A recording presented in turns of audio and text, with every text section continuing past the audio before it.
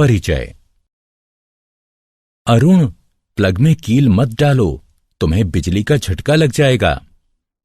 क्यों सर? इस कील पर जंग लगा हुआ है और यह हमारे किसी काम की नहीं है। भले ही इस पर जंग लगा हुआ है, परंतु यह धातु है और धातु विद्युत की सुचालक होती है।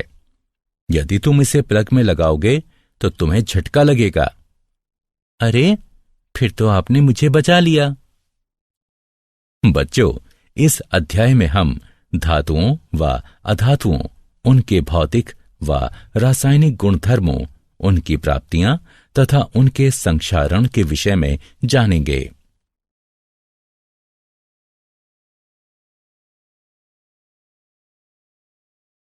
उद्देश्य।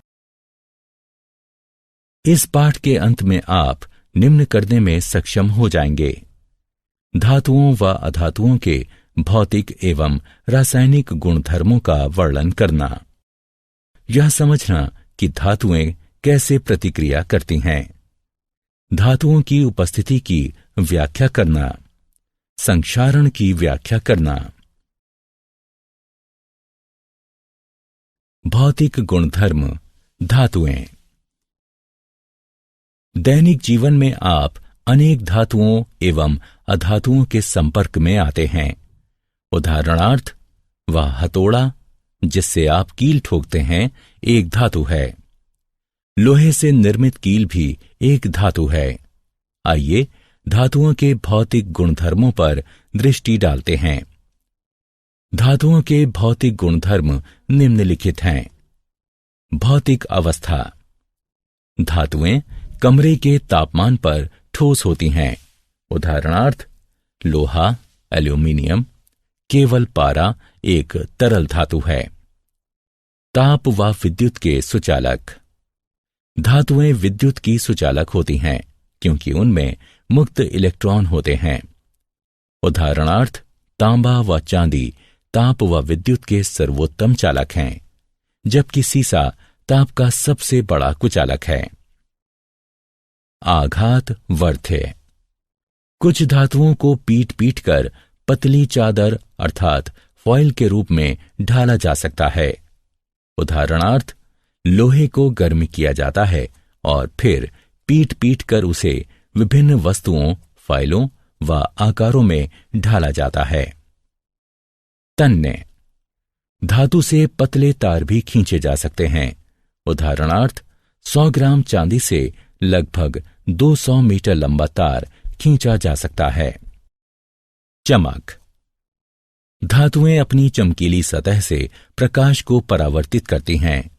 उन पर पॉलिश भी की जा सकती है। उदाहरणार्थ, सोना, चांदी एवं तांबा चमकीली सतह वाली धातुएं हैं और इन पर पॉलिश भी की जा सकती है।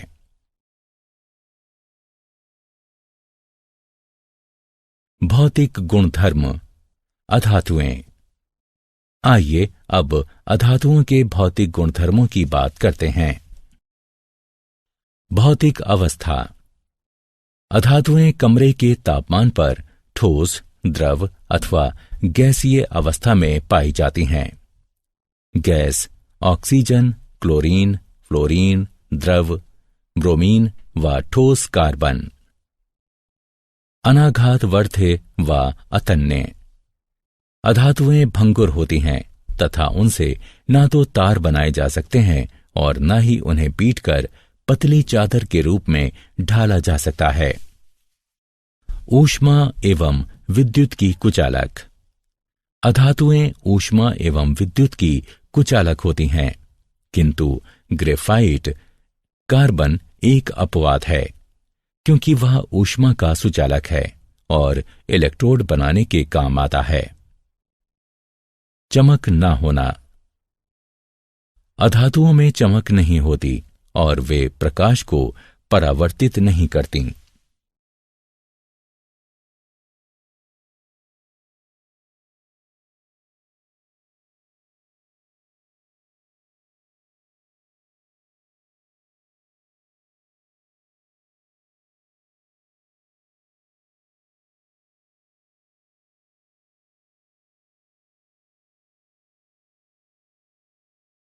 क्या आप जानते हैं, धातुएं कमरे के तापमान पर ठोस होती हैं।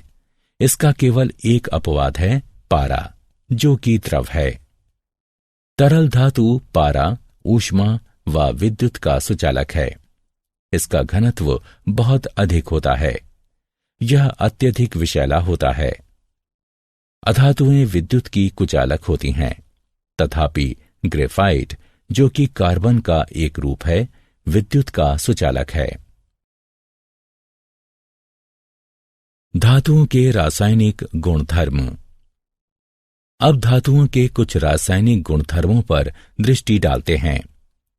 इन गुणधर्मों में धातुओं की अन्य तत्वों जैसे वायु, जल, अम्लों तथा अन्य धातु लवणों के साथ अभिक्रियाएं भी सम्मिलित हैं।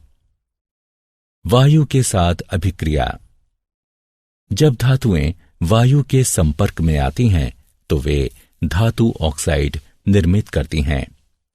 कुछ ऐसी धातुएं भी हैं जिनमें अम्लीय व क्षारकीय दोनों ही प्रकार के गुणधर्म पाए जाते हैं। ऐसी धातुओं को उभयधर्मी ऑक्साइड कहते हैं।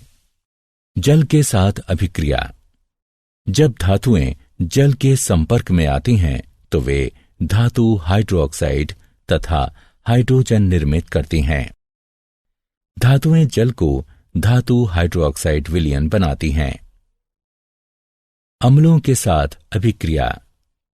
लवण व हाइड्रोजन बनाने के लिए धातुएं तनु अम्लों के साथ अभिक्रिया करती हैं। यह अभिक्रियाशीलता प्रत्येक धातु की भिन्न भिन्न होती है। तथापि जब धातुएं नाइट्रिक अम्ल के साथ अभिक्रिया करती हैं तो हाइड्रोजन गैस नहीं बनाती, क्योंकि यह अम्ल एक प्रबल ऑक्सीकरण करता है। अन्य धातु लवणों के विलयनों के साथ अभिक्रिया। एक अधिक अभिक्रियाशील धातु एक कम अभिक्रियाशील धातु को उसके लवण विलयन से स्थानांतरित करती है। सरल शब्दों में कहें तो यदि धातु आ धातु बा को उसके विलयन से विस्थापित करती है तो धातु आ धातु बा की अपेक्षा अधिक अभिक्रियाशील है। तथापि सभी धातुएं अभिक्रियाशील नहीं होती। इस अभिक्रिया में कॉपर सल्फेट में मौजूद तांबे को जस्ता यानी जिंक विस्थापित कर देता है।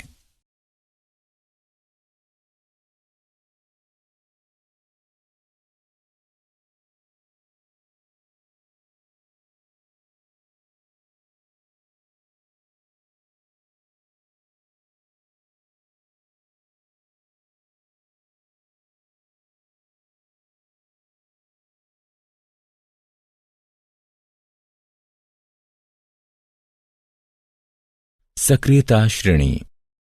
धातुओं को उनकी अभिक्रियाशीलता के अनुसार अवरोही क्रम में व्यवस्थित किया जाना सक्रियता श्रेणी कहलाता है। इसका प्रयोग धातुओं की वायु, जल एवं अम्लों की अभिक्रियाओं की जानकारी का संक्षिप्तीकरण करने में किया जाता है।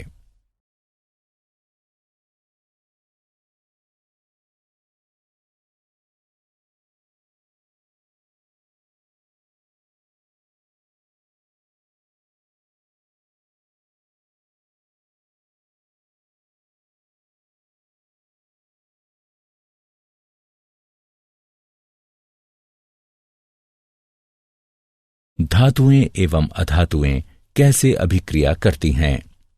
धातु के परमाणुओं के वाह्यतम कोश में 1 से 3 तक इलेक्ट्रॉन होते हैं, जबकि अधातु के परमाणुओं के वाह्यतम कोश में 4 से 8 तक इलेक्ट्रॉन होते हैं। अपवाद। इस नियम के 2 अपवाद हैं, हाइड्रोजन तथा हीलियम। इलेक्ट्रॉन का त्याग करने वाली धातुएं त्यागे गए इलेक्ट्रॉनों की संख्या के बराबर धनावेश अर्जित करती हैं तथा अधातुएं स्वीकारे गए इलेक्ट्रॉनों की संख्या के बराबर इलेक्ट्रॉन व ऋणावेश अर्जित करती हैं।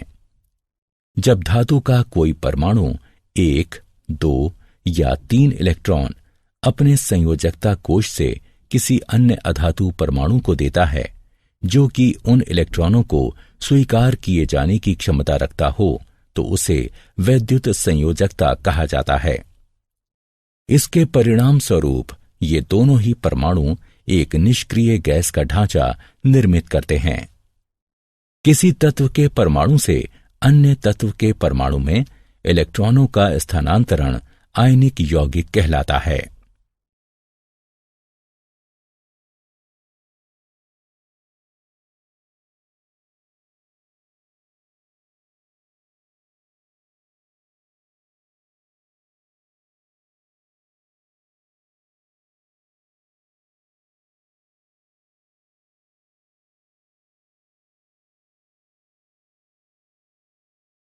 आयनिक यौगिकों के गुणधर्म।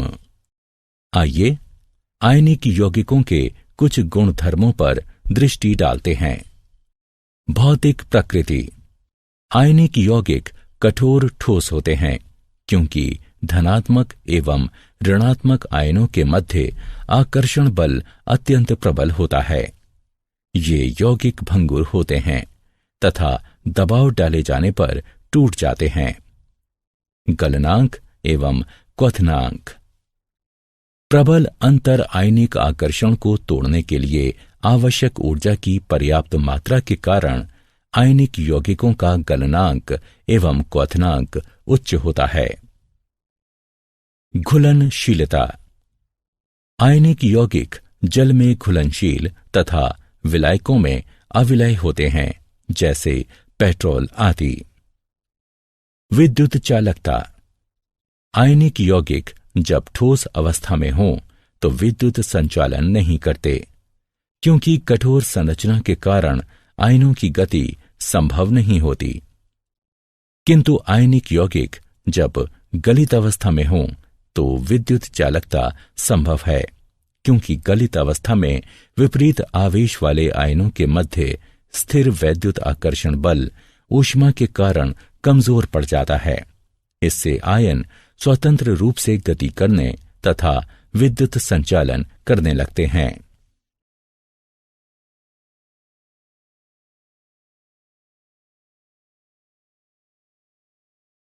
क्या आप जानते हैं, चुंबकीय प्रतिरोध के छोरों की तरह धनात्मक धनात्मक तथा ऋणात्मक ऋणात्मक आयनिक आबंधों का अस्तित्व नहीं होता है।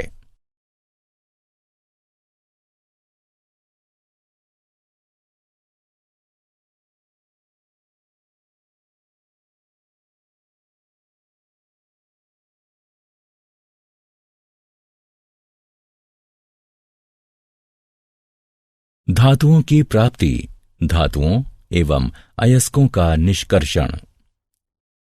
धरती धातुओं का सबसे बड़ा स्रोत है, तथापि सागर के जल में भी कुछ विलय लवण होते हैं। खनिज ऐसे तत्व अथवा यौगिक हैं जो भूपर्पटी में प्राकृतिक रूप से उपस्थित रहते हैं।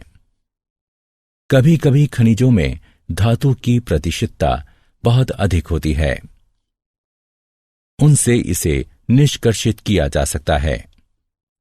ऐसे खनिजों को अयस्क कहते हैं। अयस्क वे अशुद्ध धातुएं हैं जिनमें बालू व पथरीले द्रव्य बड़ी मात्रा में होते हैं। अयस्कों की ये अशुद्धियां गैंग कहलाती हैं। अयस्कों से धातु निष्कर्षित करने से पूर्व इन अशुद्धियों को दूर करना होता है। जब अशुद्धियां दूर हो जाती हैं तो अयस्क सांद्र अवस्था में आ जाते हैं। अयस्कों की इस सांद्रता को अयस्कों का समृद्धिकरण भी कहते हैं।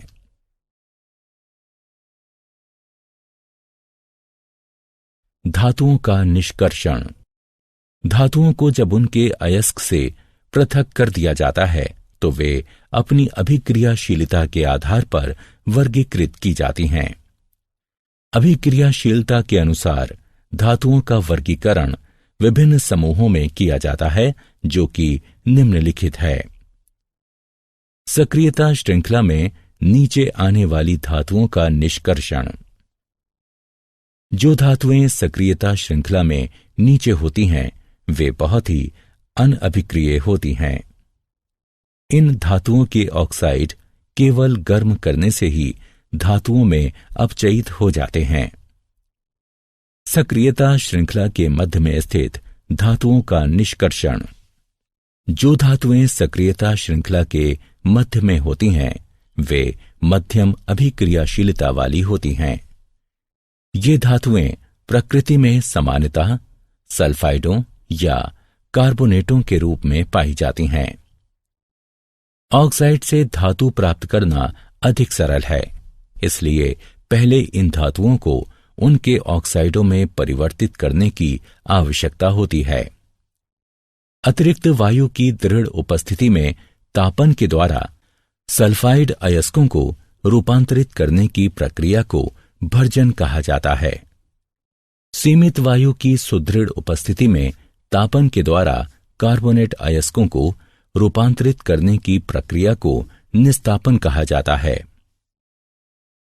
सक्रियता श्रृंखला में सबसे ऊपर स्थित धातुओं का निष्कर्षण। जो धातुएं सक्रियता श्रृंखला में उच्च होती हैं वे अति अभिक्रियाशील होती हैं तथा कार्बन के साथ गर्म किए जाने पर उनके यौगिकों से प्राप्त नहीं की जा सकती, क्योंकि वे धातुएं कार्बन की अपेक्षा ऑक्सीजन के प्रति अधिक बंधुता रखती हैं। ये धातुएं विद्युत अपघटनी अपचयन के द्वारा प्राप्त की जाती हैं।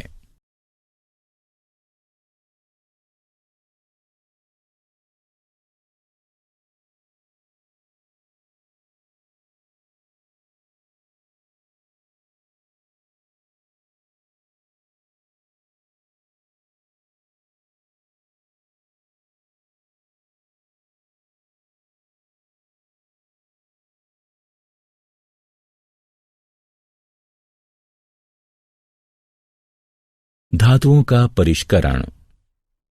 अपचयन प्रक्रिया द्वारा उत्पन्न धातुएं शुद्ध नहीं होती, उनमें अशुद्धियां बची रहती हैं, जिनको दूर किया जाना शुद्ध धातुएं प्राप्त करने के लिए अत्यंत आवश्यक होता है। अशुद्ध धातुओं को परिष्कृत करने के लिए सर्वाधिक प्रचलित विधि विद्युत अपघटनी परिष्करण है। अनेक धातुओं का परिष्करण विद्युत अपघटन द्वारा किया जाता है। अशुद्ध धातु को एनोड तथा शुद्ध धातु की पतली परत को कैथोड बनाया जाता है। धातु के लवण विलयन का उपयोग विद्युत अपघट्य के रूप में होता है। विद्युत अपघट्य से धारा प्रवाहित किए जाने पर एनोड पर स्थित अशुद्ध धातु विद्युत अपघट्य में घुल जाती है। इतनी ही मात्रा में शुद्ध धातु विद्युत अपघट्य से कैथोड पर निक्षेपित हो जाती है। विलय अशुद्धियां विलयन में चली जाती हैं, जबकि अविलय अशुद्धियां एनोड तली पर निक्षेपित हो जाती हैं। इन्हें एनोड मड कहते हैं।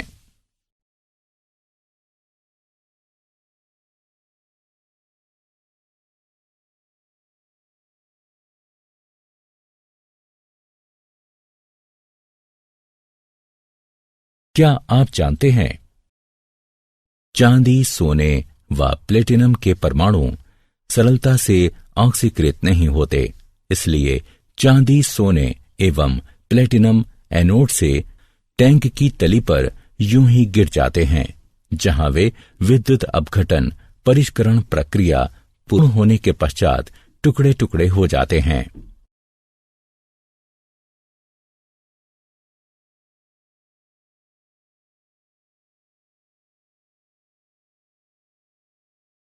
संक्षारण। रासायनिक रूप से सक्रिय धातुएं वायु में उपस्थित आर्द्रता के कारण संक्षारित हो जाती हैं। धातु की सतह पर जल की उपस्थिति में वायु में मौजूद ऑक्सीजन की प्रजारण अभिक्रिया को संक्षारण कहते हैं। उदाहरणार्थ लोहा व एल्यूमीनियम संक्षारित होते हैं, जबकि अनभिक्रियाशील धातुएं जैसे सोना, प्लेटिनम एवं पारा संक्षारित नहीं होती। संक्षारण रोकने की 3 विधियां हैं। बलि विषयक सुरक्षा। इसमें अधिक अभिक्रियाशील संरक्षित होने वाली धातु को प्रचारित किया जाता है तथा संरक्षित हो चुकी धातु को अविकल छोड़ दिया जाता है। मिश्रात वन, इसमें जंग रहित अयस्क बनने के लिए धातु में कोई अन्य धातु मिला दी जाती है। यशद लेपन, इसमें धातु पर जस्ते की पतली परत चढ़ा दी जाती है। इसे गैल्वनीकरण भी कहा जाता है। यह परत विद्युत अपघटनीय निक्षेपण द्वारा बनाई जाती है। सारांश, आइए हमने जो कुछ सीखा है उसे संक्षेप में दोहराएं। धातुएं विद्युत की सुचालक होती हैं, जबकि अधातुएं विद्युत की कुचालक होती हैं। धातुएं वायु, जल तथा अम्लों के साथ अभिक्रिया करती हैं। धातुओं को उनकी अभिक्रियाशीलता के अनुसार अवरोही क्रम में व्यवस्थित करने को सक्रियता श्रेणी कहते हैं। किसी तत्व के परमाणुओं से इलेक्ट्रॉनों का दूसरे तत्व के परमाणुओं में स्थानांतरण आयनिक यौगिक कहलाता है। धातुएं अयस्कों से निष्कर्षित की जाती हैं। अशुद्ध धातुओं को परिष्कृत करने की सर्वाधिक प्रचलित विधि विद्युत अपघटनी परिष्करण है।